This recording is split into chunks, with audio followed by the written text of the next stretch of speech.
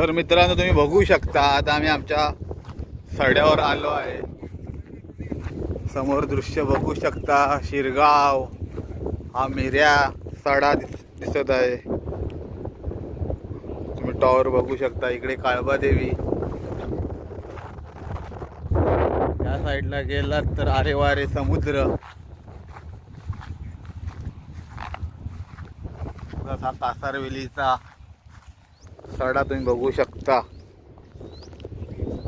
हिरवगार असं तुम्ही दृश्य बघू शकता आमच्या माध्यमातून.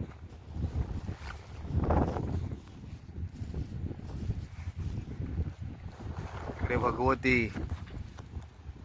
भगवतीचा किल्ल्याचा तो बघा.